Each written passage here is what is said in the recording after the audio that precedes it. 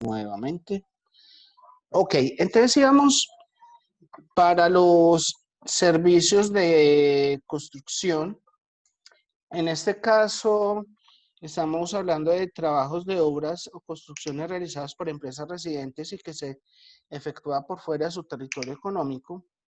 Eso quiere decir eh, que este tipo de obras hacen referencia a lo siguiente. Digamos que hay una constructora en Colombia que se llama Construcciones El Cóndor, ¿cierto? Entonces, esa es una constructora importante en el país y que hace obras civiles.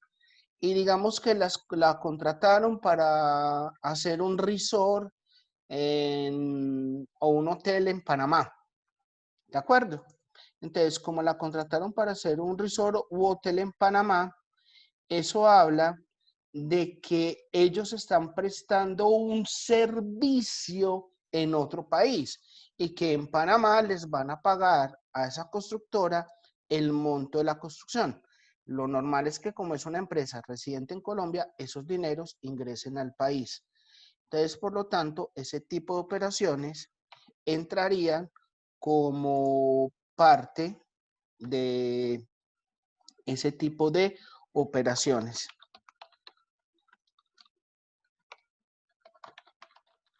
Hasta ahí queda claro. Sí, profe. Bueno, entonces voy a marcar la diferencia con otra cosa. Por ejemplo, Argos presta ese tipo de dos servicios. Argos es una cementera y normalmente está domiciliada en Colombia, pero también a veces presta servicios de asesoría o de construcción en otros países.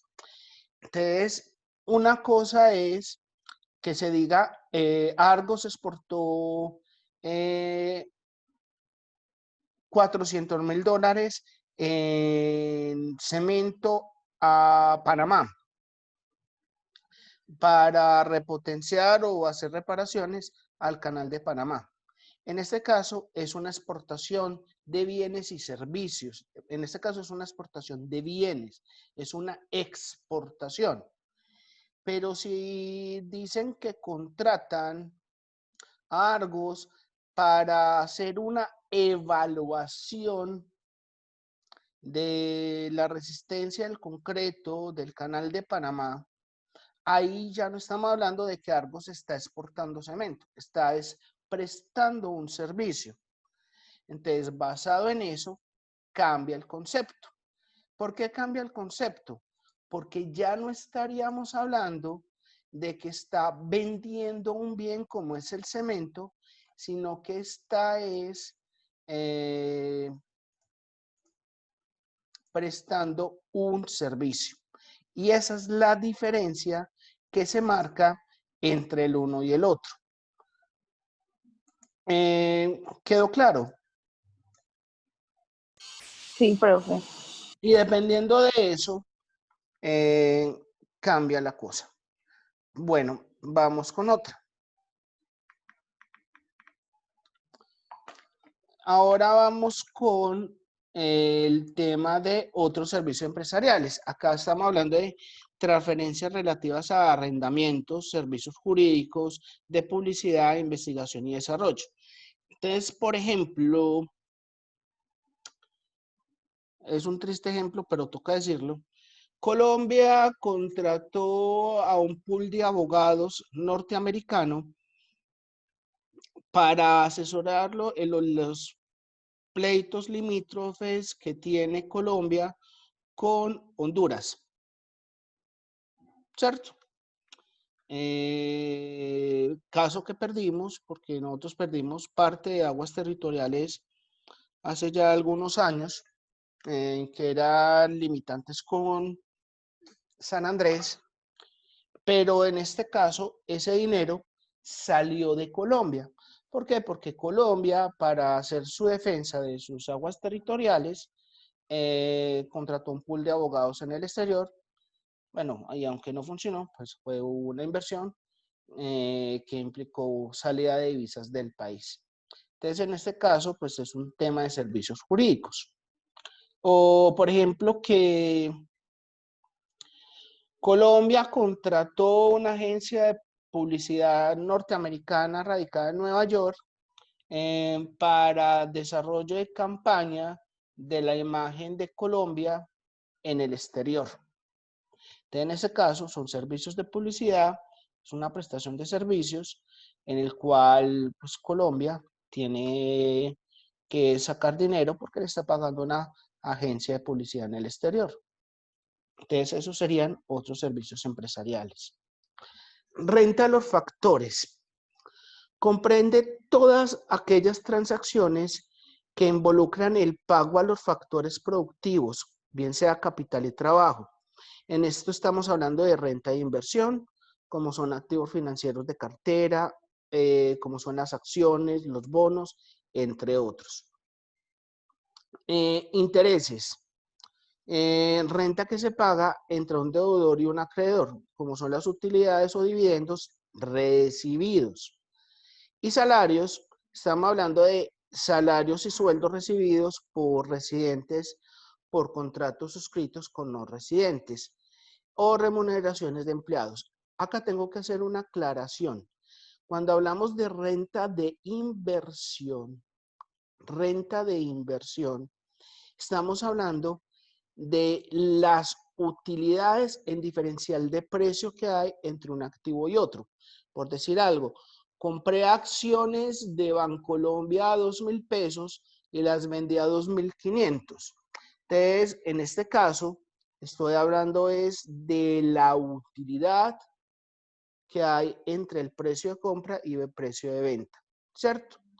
Pero cuando hablamos de digamos, el subnúmero de intereses y que me hablan también de utilidades o dividendos, es muy distinto. Acuerden que por acciones se gana de dos maneras.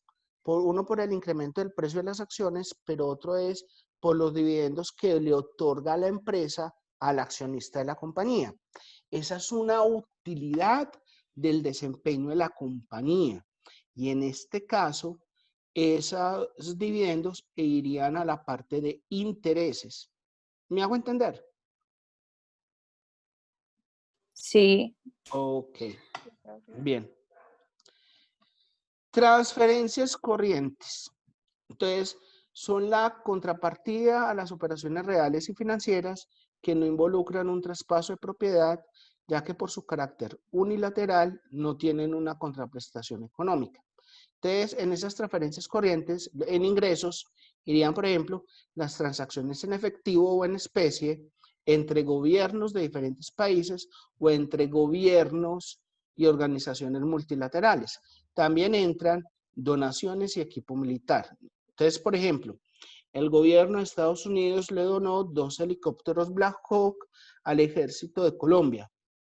Esa donación entraría como una transferencia corriente, como una donación de equipo militar. Ahora, otro registro. Ingresos que envían a sus familiares, los nacionales, que residen y trabajan en el exterior en forma de remesas. Entonces, en este caso, ¿qué sería? Los famosos giros que nosotros llamamos. Entonces, por decir algo, normalmente los familiares que nosotros tenemos en el exterior, cada vez que mandan dinero, ¿cierto?, a sus familiares acá en Colombia, esos son remesas de por sí. Esas remesas son una gran fuente de ingresos de divisas de los países de economías emergentes como las latinoamericanas, y es un rubro muy importante de entradas de divisas a un país, por lo menos en las economías nuestras. Y otros que entran como transferencias corrientes son los regalos, las dotes, entre otras. Profe, ¿qué son las dotes? Sí, son aquel dinero que se paga por cuadrar o programar una boda. Profe, ¿eso todavía existe? Uf. Resulta que, por ejemplo, en Colombia tenemos etnias o comunidades indígenas.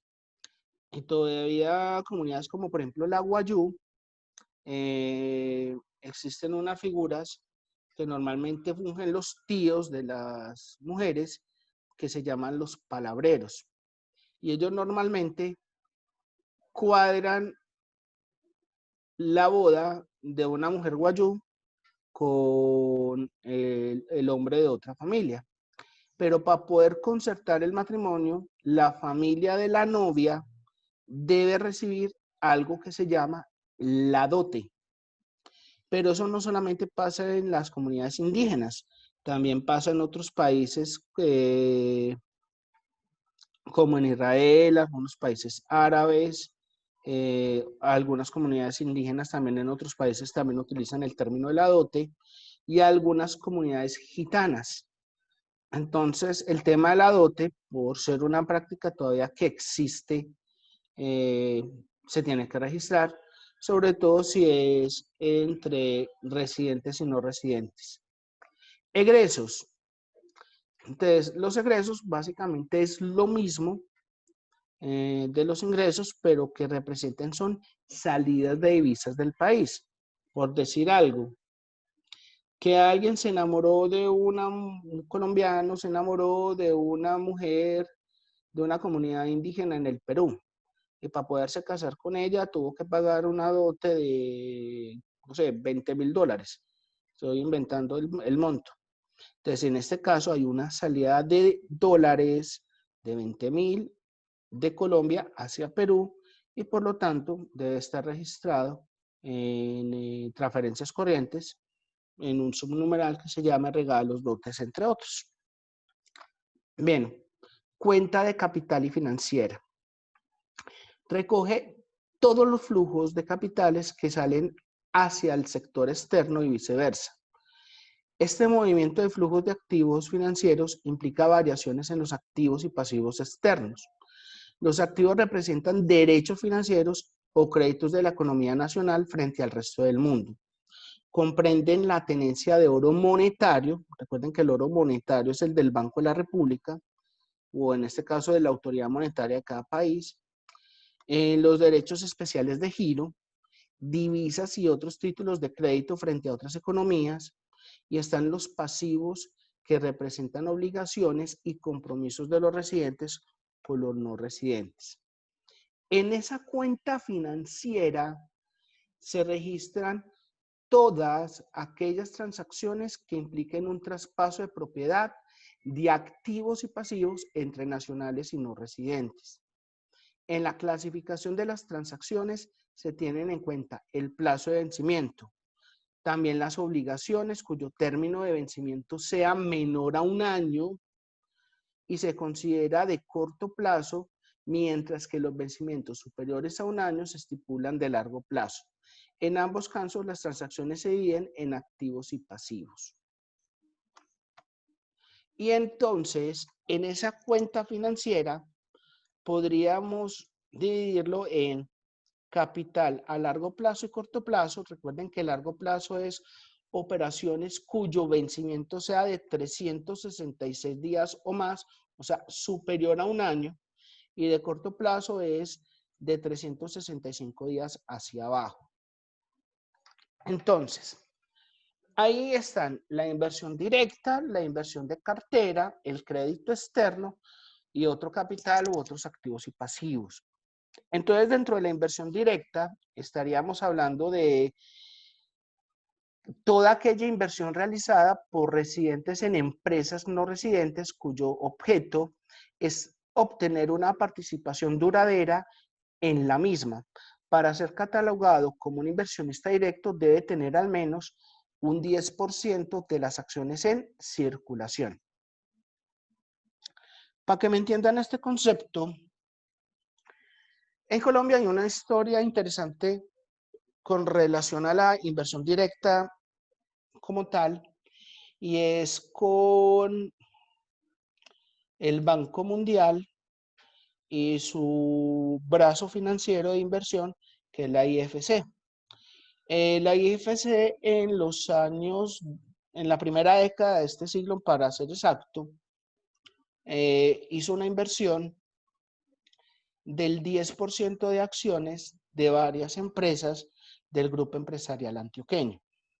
Entonces compró el 10% de acciones de Protección, el fondo de pensiones, de Suramericana, el 10%, de Bancolombia, el 10%, de Argos, el 10%, y de la Compañía Nacional de Chocolates, el 10%.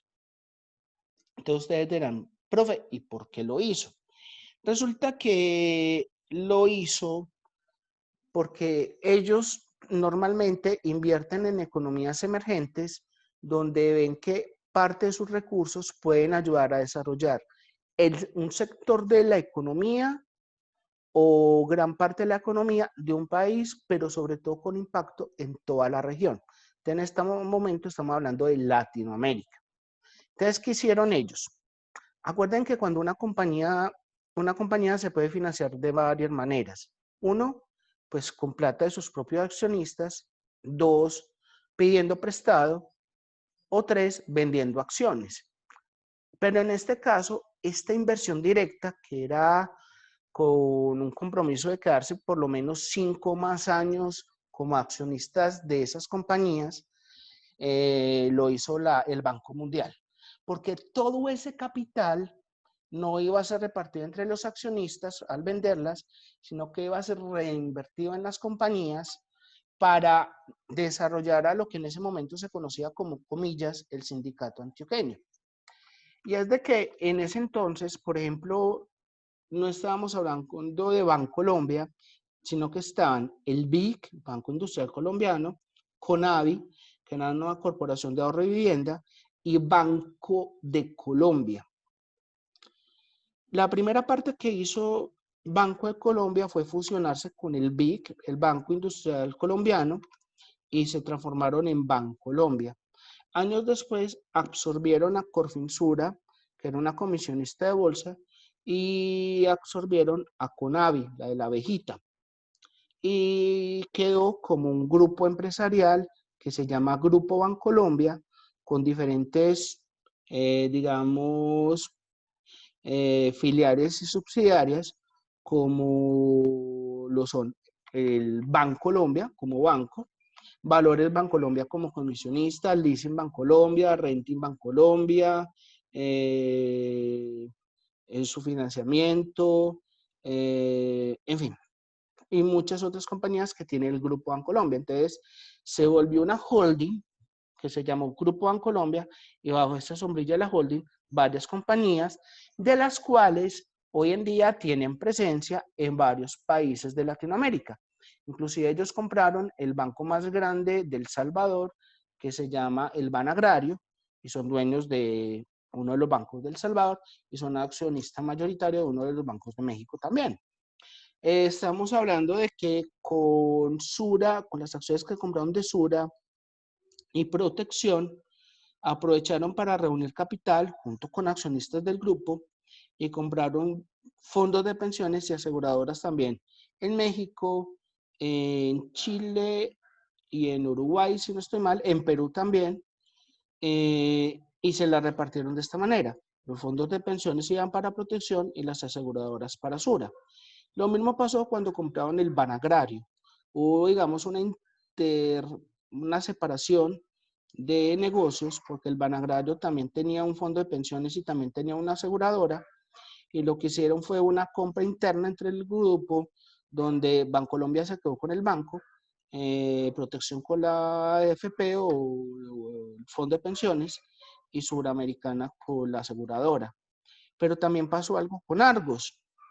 Bueno, y obviamente hay una Suramericana de Inversiones como holding, hay Protección quedó como la cabeza que administraba los fondos de pensiones en Latinoamérica, pero para poder dejar especializado a cada fondo de pensión aseguradora, se creó una holding que se llama SWAN, que sus siglas significan Sura Asset Management, y es el brazo holding que administra todo el sector de pensiones, seguros y esas cosas. Pero también pasó con la Compañía Nacional de Chocolates, porque la Compañía Nacional de Chocolates fue creciendo y fue evolucionando, y luego se transformó porque empezó a comprar compañías o a unirse con compañías.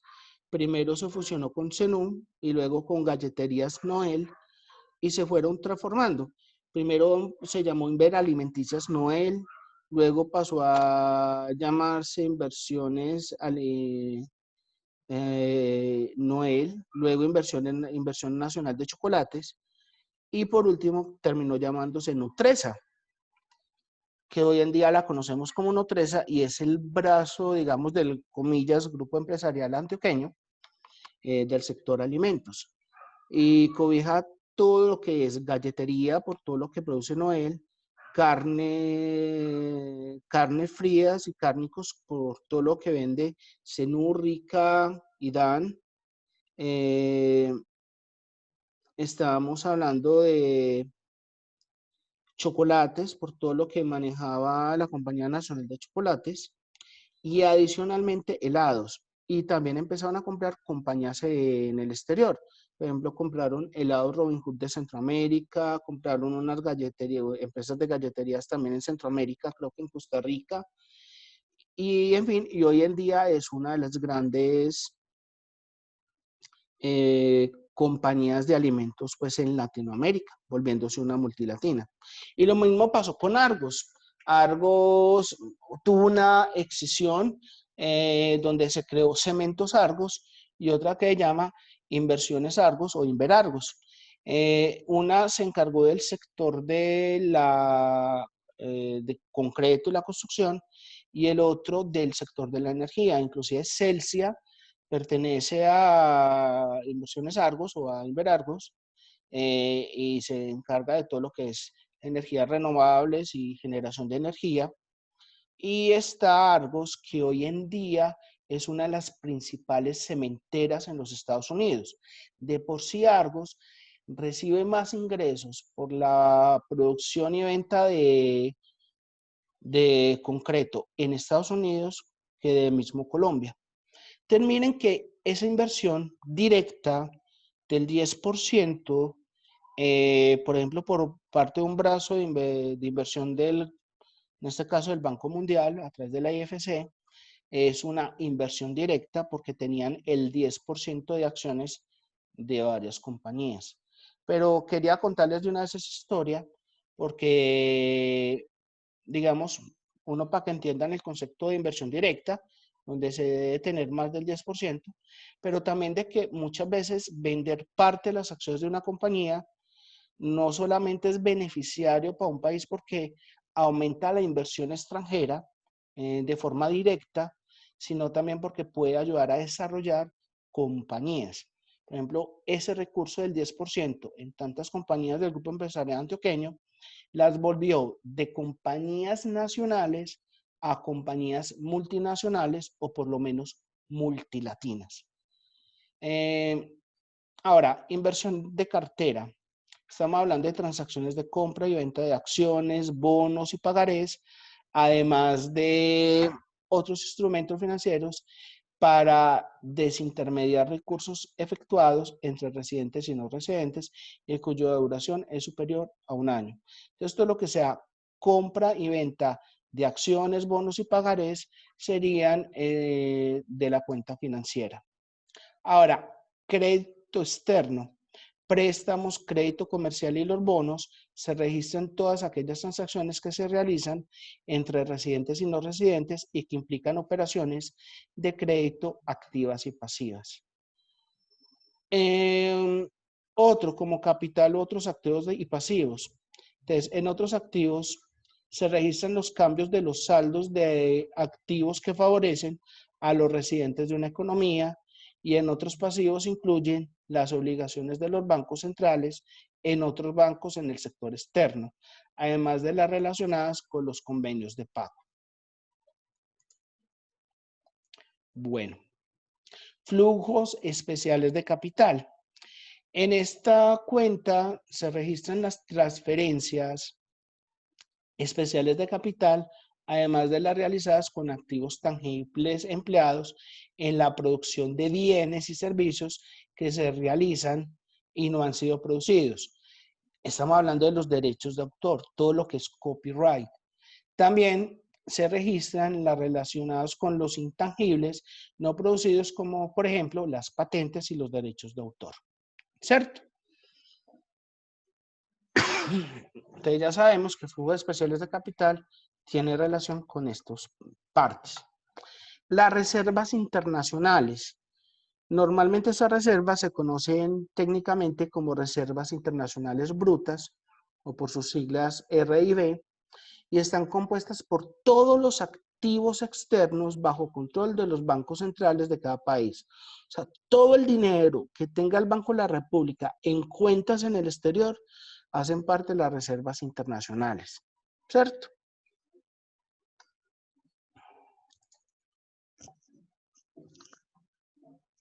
Entonces, en el caso de nosotros, el Banco de la República es el ente u autoridad monetaria.